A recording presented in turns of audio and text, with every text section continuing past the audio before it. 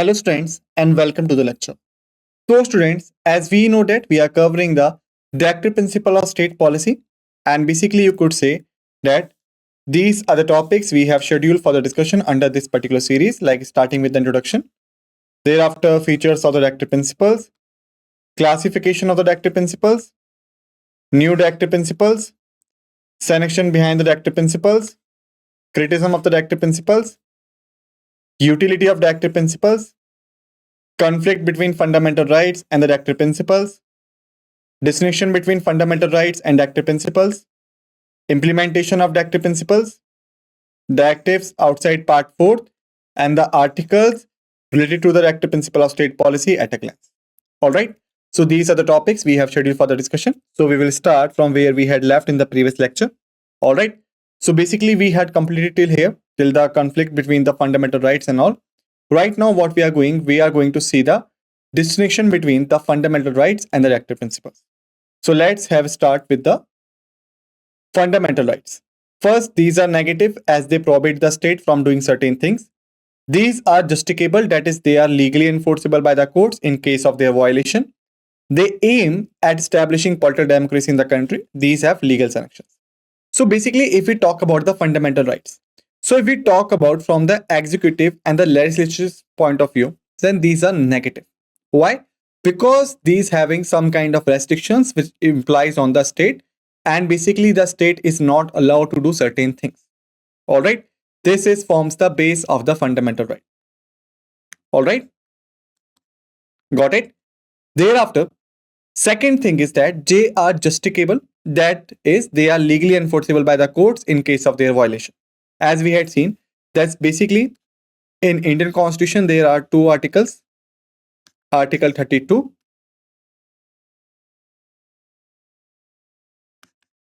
and Article 226. All right. We have two articles, Article 32 and the Article 226. Article 32 stands for the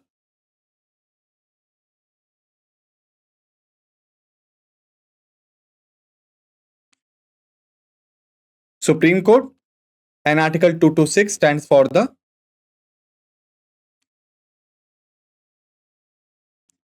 High Court. All right.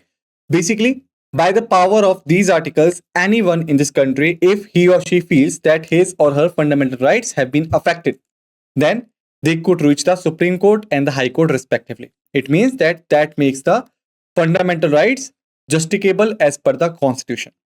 They aim at establishing the political democracy, which we had already seen, and they have the legal sanctions. It means that legally, some restrictions could be put on the fundamental rights, but could not be applicable if it violates the basic features. If the basic features get violated, then the sanctions will be revoked. All right.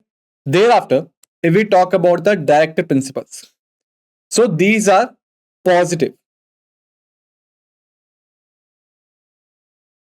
All right. These are positive in nature. Why? Because in case of fundamental rights, there were limitations. But in case of directive principles, then there is a obligations, not limitations, that the state is allowed to do certain things. Got it? Thereafter, these are non-justicable. That is, they are not legally enforceable by the courts for their violation, which we had already seen in the previous lecture. Thereafter, they aim at establishing the social and the economic democracy in the country, which we have already seen. But as they are non-justicable and non-enforceable in the court, so that's why they're having the moral and the political sanctions, nor any kind of legal sanctions. Got it? So that's clear. Now, fifth point is that they promote the welfare of individual, hence these are personal and individualistic. All right. Do not require any legislation for the implementation. They are automatically enforced. Got it? The courts are bound to declare a law violative of any of the fundamental rights as unconstitutional and invalid. So what we have seen here, basically we have seen that fundamental rights are basically based on the individualistic and personal approach. All right. That is the first thing we could see here. Thereafter, they do not require any legislation for the implementation and they are automatically enforced. Why? Because the Constitution of India,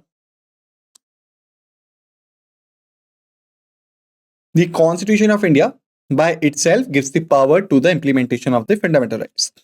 Thereafter, the courts are bound to declare law violative of any of the fundamental rights as unconstitutional and invalid by the power of two articles, as we had just discussed. Article 32, which is a fundamental right by itself, all right, and Article 226. Got it? Thereafter, what about directive principles? They promote the welfare of the community, hence they are societarian and socialistic. Like whatsoever principles we have discussed so far, what we have seen, what was the common in them, like basically they were not based on the individualistic and personal approach. Instead of this, basically they were based on the welfare of the community. Thereafter, they require legislation for the implementation. They are not automatically enforced as per the basis of the Constitution. And you could say basically there is a specific article in the Constitution which we call as an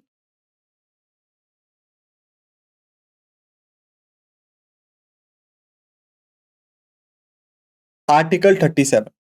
Like the Article 37 of the Indian Constitution declares that the states are required to use the directive principle of state policy while formulating the legislation. But through Constitution, there is no legal force and no bonding force behind the implementation. The courts cannot declare a law violative of any of the directive principle as unconstitutional and invalid. However, they can uphold the validity of law on the ground that it was enacted to give effect to a directive. All right, like you could say, as these are non-enforceable, so basically the courts generally do not having any power to declare law violative of any directive principle as an unconstitutional or invalid, but they could use it to mark the validity of a law on the ground that it was enacted to give effect to a directive. Got it? That is the thing. Thereafter, later, the 42nd Amendment Act of 1976 extended the scope of the above first provision of Article 31C.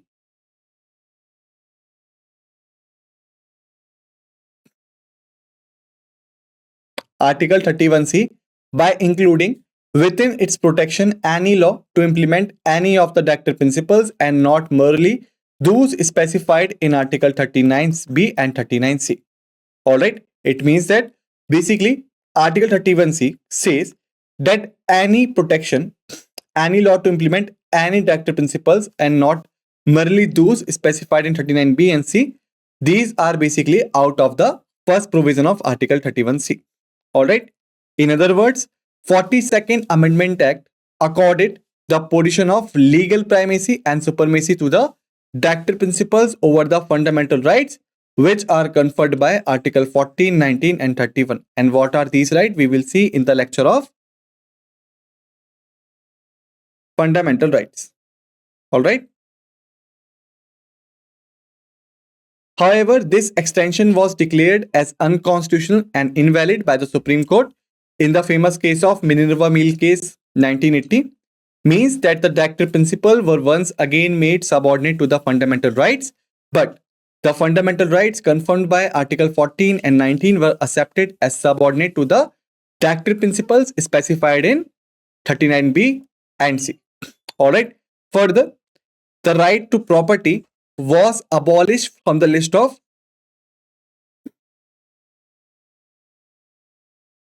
fundamental rights by the power of 44th Amendment Act of 1978. Okay? Remember this thing. Thereafter,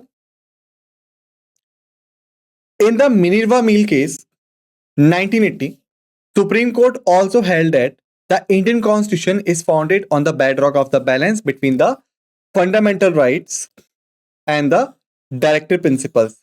Why? Because as we had discussed that basically when we talk about the democracy in India, then basically we talk about three type of democracy.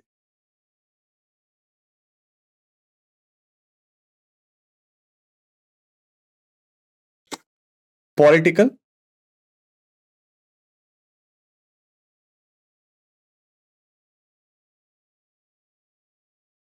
social,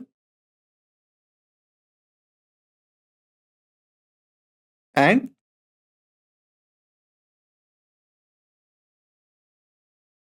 economical. All right. Political, social, and economical. These are the three type of democracy. And we know that the political democracy in India has been implemented by the fundamental rights, social, and the economical democracy is basically implemented by the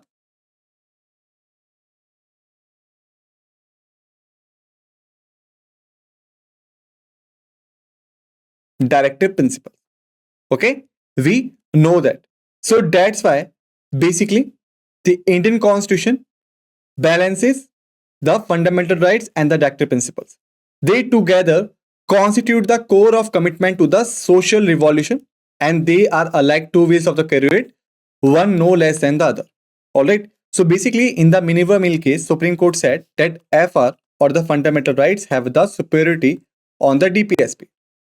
Okay, that is the thing. But they also said that basically these are equal to each other, and without any of them, the things could not be implemented properly. To give absolute primacy to one over the other is to disturb the harmony of the constitution. This harmony and balance between two is an essential feature of the basic structure of the constitution. Okay, the goals set out by the directive principles have to be achieved without the abrogation of the means provided by the fundamental rights. Got it? Therefore, the present position is that the fundamental rights enjoy supremacy over the directive principles. Yet, this does not mean that the directive principles cannot be implemented. The Parliament can amend the fundamental rights for implementing the directive principles so long as the amendment does not damage or destroy the basic structure of the Constitution. Got it? Since 1950, the successive governments at the center and in the states have made several laws and formulated various programs for implementing the directive principles. And these are like first, the Planning Commission was basically established in 1950 to take up the development of the country in a planned manner. The successive 5-year plans aimed at securing the socio-economic justice and reducing the inequalities of income, status, and opportunities. In 2015, the Planning Commission was replaced by a newly body called Niti Aayog, which stands for National Institution for Transforming India. It means that basically the first thing which we did in 1950 is that we had established the Planning Commission. The role of Planning Commission was that to make the policies in which we will involve the natural resources of the nation, and you can say the nation's resources, to implement the directive principle of state policy. All right. And basically, since 1950 to 2015, the Planning Commission was working, but in 2015, the Planning Commission was replaced by a newly called body, which we call as a Niti Aayog, or stands for National Institution for Transforming India. Almost all the states have passed land reform laws to bring changes in the agrarian society and to improve the conditions of the rural masses. These measures include the first, abolition of intermediaries like zamindars, jagirdars, inamdars, etc. Second, tenancy reforms like security of tenure, fair rents, etc. Third is imposition of ceiling on land holdings. Fourth is distribution of surplus land among the landless laborers and cooperative farming. All right. So basically, all these steps which have been taken by the initial governments are basically for the implementation of the directive principles of state policy. All right. Thereafter, another thing which came into the picture was that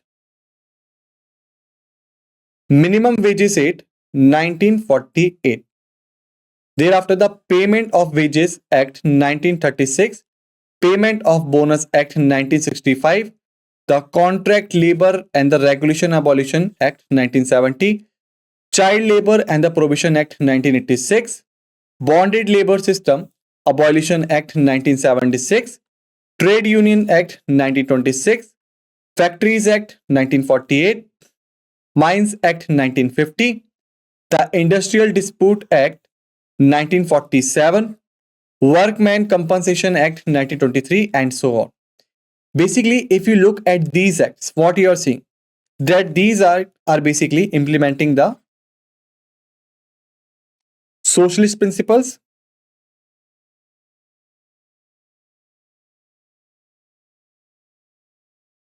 liberal and intellectual principles. All right. So basically, you could see that the government started formulating acts which are capable to implement these provisions. All right. And basically, these acts have been enacted to protect the interest of the labor sections. In 2006, the government banned the child labor. In 2016, the Child Labor Prohibition and the Regulation Act 1986 was renamed as the Child and Adolescent Labor Prohibition and Regulation Act 1986. So basically, you could say that prior to this, the act was only for up to 14 years. But thereafter, the government extended the provision and made it as an adolescent, which means that right now, the act prohibits the child labor of up to 18 years. All right. So if someone is from 10 to 14 years, that will be a teenager, which is prohibited. And now, if someone is from 14 to 18 years, then this person will be called an adolescent.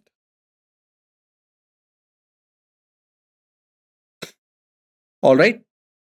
Thereafter, another thing is that the Maternity Benefit Act 1961 and the Equal Remuneration Act 1976. These two acts have been made to protect the interest of women workers. Got it? Thereafter, various measures have been taken to utilize the financial resources for promoting the common good. These include nationalization of life insurance in the 1970s, which used to be a private company or the organization. Nationalization of 14 leading commercial banks in the 1969. Nationalization of general insurance in 1971 and abolition of privy purses in 1971 and so on. So basically, these are for the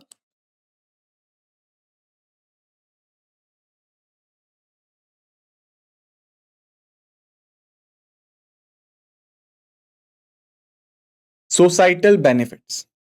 All right. So basically, you could say that by power of these acts, what were we trying? We were trying to change the circumstances of the society which were prevailing on that time. The Legal Services Authorities Act 1987.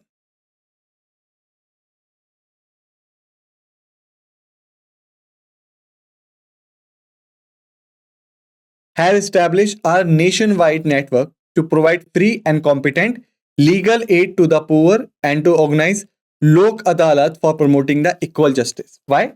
Because it is a very, you can say it is a very violative issue in the Indian society that the people who are financially weak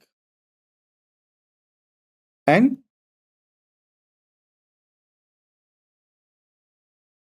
backward in our country, basically these people's having so many problems and issues. All right. So basically for them, first we establish the free and competent legal aid. All right. And second, that we establish various Lok Adalat for the equal justice.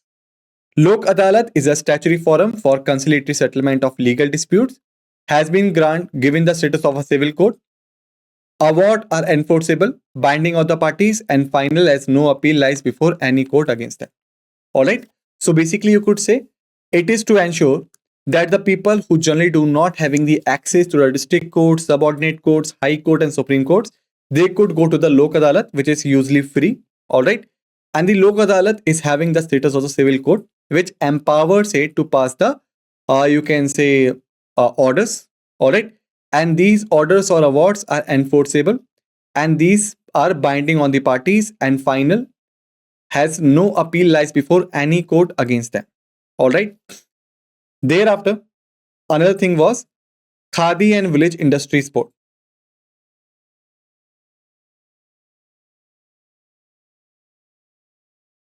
Khadi and Village Industries Board. And the Khadi and Village Industries Commission, Small Scale Industries Board. Thereafter, National Small Industries Corporation. All right. Handloom Board, Handicrafts Board, Coir Board, Silk Board, and so on. They have been set up for the development of cottage industries in the rural areas. Got it? Thereafter, another thing like the Community Development Program 1952, Hill Area Development Program 1960, Drought Prone Area Program 1973, Minimum Needs Program 1974, Integrated Rural Development Program 1978, Jawahar Rozgar Yojana 1989, स्वर्ण जयंती ग्राम स्वराज योजना 1999, संपूर्ण ग्रामीण रोजगार योजना 2001, National Rural Employment Guarantee Act and Program 2006, and so on have been launched for raising the standard of living of people. Okay. Thereafter, another thing which we have in our country is the Wildlife Protection Act 1972 and the Forest Conservation Act 1980. These have been enacted to safeguard the wildlife and the forest respectively. Further, the Water and Air Acts have been provided for the establishment of central and state pollution control boards. And these boards are engaged in the protection and the improvement of environment. The National Forest Policy 1988 aims at the protection, conservation, and the development of forest. Got it? Agriculture has been modernized by providing improved agriculture inputs, seeds, fertilizer, irrigation facilities, and the various steps have also been taken to organize animal husbandry on modern and on scientific lines. Got it? Thereafter, the three-tier Panchayati Raj system at village, taluk, and Jilla levels has been introduced to translate into realities Gandhiji's dream of every village being a republic. All right. And the 73rd Amendment Act 1992 has been enacted to provide constitutional status and protection to these Panchayati Raj institutions. Seats are reserved for SC and STs and other weaker sections in the educational institutions, government services, and the representative bodies. The Untouchability Offences Act 1955, which was later renamed as the Protection of Civil Rights Act in 1976, and the Scheduled Caste and the Scheduled Tribes Prevention of Atrocities Act 1989, have been enacted to protect the SC and STs from social injustice and the exploitation. The 65th Constitutional Amendment Act of 1990 established the National Commission for Scheduled Caste and Scheduled Tribes to protect the interest of SCs and STs. Later, 89 Constitutional Amendment Act of 2003 bifurcated this combined commission into two separate bodies, and basically the first body known as National Commission for Scheduled Caste and the second body named as National Commission for Scheduled Tribes. All right. Thereafter, various national level commissions have been established to promote and protect the social, educational, and economic interest of the weaker section of the society, including the National Commission for Backward Classes 1993, National Commission for Minorities 1993, National Commission for Women 1992, National Commission for Protection of Child Rights 2007. Further, another thing was 102 Amendment Act of 2018. conferred a constitutional status on the National Commission for Backward Classes and also enlarged its functions. Thereafter, in 2019, the central government issued orders providing 10% reservation to the EWS, also known as the economical weaker sections, all right, in admission to educational institutions and civil posts and services in the Government of India. The benefit of this reservation can be availed by the peoples which belong to the EWS, not covered under any existing schemes or reservation for SCs, STs, and OBCs. This reservation was facilitated by 103rd Amendment Act of 2019. Got it? Thereafter, the Criminal Procedure Code 1973 separated the judiciary from the executive in the public services of the state. Prior to this separation, the district authorities like the collector, the subdivision officer, the tehsildar, and so on used to exercise judicial powers along with the traditional executive powers. After the separation, judicial powers were taken away from the executive authorities and vested in the hand of district judicial magistrates who work under the direct control of State High Court, so that the jurisdiction could be separated from the legislation and the executive. The Ancient and the Historical Movement and Archaeological Sites and Remains Act 1951 has been enacted to protect the monuments, places, and objects of the national importance. And this is done to give rise to the Directive principles. Thereafter, primary health centers, hospitals have been established throughout the country, improve the public health. All right. Also, special programs have been launched to eradicate widespread diseases like the malaria, TB, leprosy, AIDS, cancer, filaria, kala azar, guiana worm, yaws, Japanese encephalitis, and so on. Laws to prohibit the slaughter of cows, calves, bullocks have been enacted in some states. Some states have initiated the old age pension schemes for people above 65 years. India has been following the policy of non-alignment and Panchsheel to promote international peace and securities. In spite of the above steps by the central and the state government, the Directive principles have not been implemented fully and effectively due to the several reasons, which is we had already discussed, is inadequate financial resources, unfavorable social and economic conditions, and the population explosion, strained center and the state relations, and so on. Got it? Apart from the Directive included in Part 4, there are some other directives contained in other parts of the Constitution, like claims of amnesty and cease to services. The claims of the members of scheduled caste and scheduled tribes shall be taken into consideration consistently with the maintenance of efficiency of administration in the making of appointment to services and posts in connection with the affairs of the union or state. It is basically from the Article 335 in part this. Thereafter, instruction in mother tongue shall be endeavor of every state and every local authority within the state to provide adequate facilities for instruction in the mother tongue at the primary stage of education to children belonging to the linguistic minority groups by the power of Article 350A in this part. Alright, development of the Hindi language shall be the duty of union to promote the spread of Hindi language and to develop it so that it may serve as a medium of expression for all the elements of the composite culture of Article 351 in part this. The above directives are also non-justicable in nature. However, they also given equal importance and attention by the judiciary on the grounds that all of the parts constitution must be reached together.